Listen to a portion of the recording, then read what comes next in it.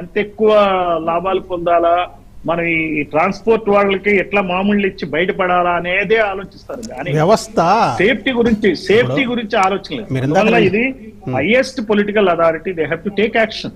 మీరు ఇందాక 2 పాయింట్లు చెప్పారండి. ఒకటి ఏంటంటే బాధ్యత ఎవరు వహించాలి. మనం ఎప్పుడో చిన్నప్పుడు ఎన్నో లాల్ బహదూర్ శాస్త్రి గారు యాక్సిడెంట్ అయితే రాజీనామా చేశారంట.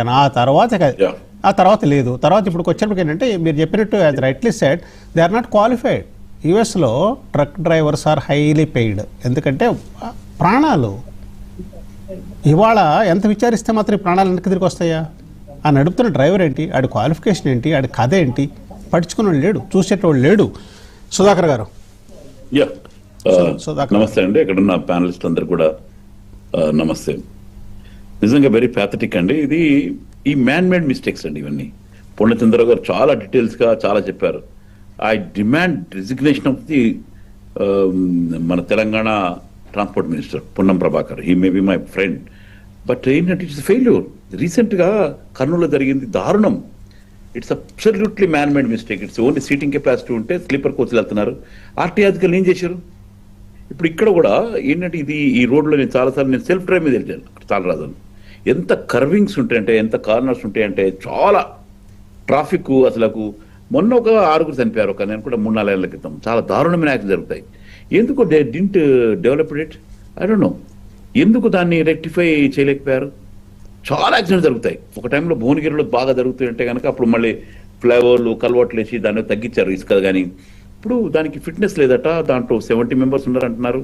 మరి ఎంత నెంబరో నాకు సరిగ్గా తెలియదు. నేను యాక్చువల్గా అందరినీ కూడా నేను హాస్పిటల్కి పంపాను, అక్కడికి పంపాను చెక్ చేయడానికి. ఇటువంటివన్నీ జరుగుతున్నది ఆర్టీఐ అధికారులే. పూర్ణచంద్ర గారు చెప్పినట్టు our transport minister should take the responsibility. కొంచెం ఏమన్నా ఉంటే, మొన్న కూడా ఆయన ఏమంటాడు, పక్క రాష్ట్రం అంటాడు. పక్క రాష్ట్రం బస్సులు నీ దగ్గర ఎందుకు తిరుగుతున్నాయా? నీ దగ్గర టికెట్లు అమ్ముతున్నాయి, నీ మనుషులను తీసుకెళ్తున్నాయి, నీ దగ్గర స్లీపర్ కోచ్ నడుపుతున్నాయి అని చెప్పడానికి ఆయన దగ్గర సమాధానం లేదు. Now I'm demanding this thing.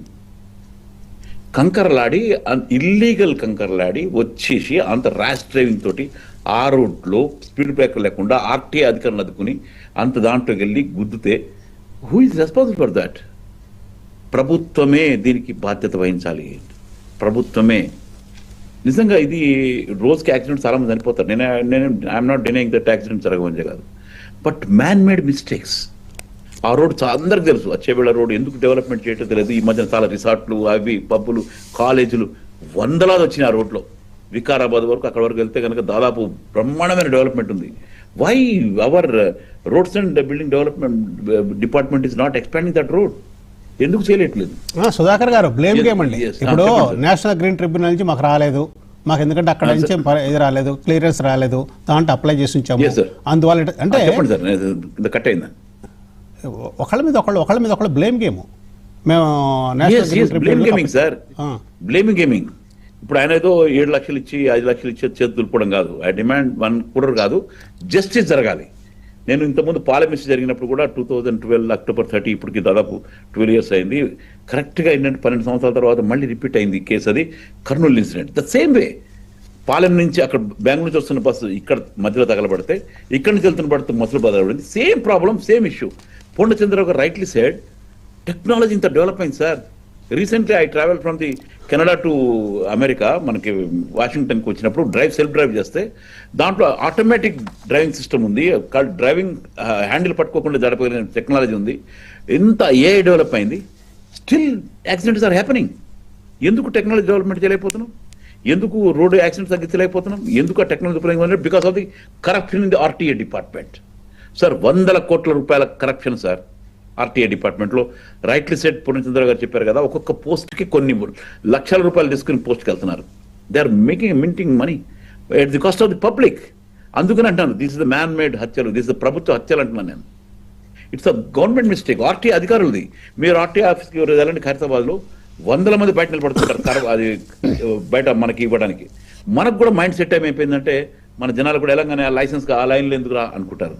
ఆ లైసెన్స్ పర్మిషన్ లేకుండా, అరే ఎడ్యుకేటెడ్ కూడా ఈరోజు ఏదో ఎగ్జామ్ తప్పించుకోవడానికి భయపడిపోయి వెళ్ళటంలో కరప్షన్ పెరిగిపోతుంది. So this is happening in the RTA. RTI అధికారుల లాలూచి, ఆర్టీఐ కరప్షన్ వల్లనే ఇవన్నీ జరుగుతున్నాయని చెప్పి 100% ఐఎమ్ బిలీవింగ్. నేను కర్నూలు తిరిగినప్పుడు పొన్నం ప్రభాకర్ గారు, ఎందుకంటే he must right take the responsibility of this accident. Okay అండి, ఎందుకంటే ఇది కూడా ఎక్కడో చాట ఎవరో ఒకళ్ళు బాధ్యత వహించకపోతే ఇట్లాంటి కంటిన్యూ అవుతానే ఉంటాయి. yes exactly.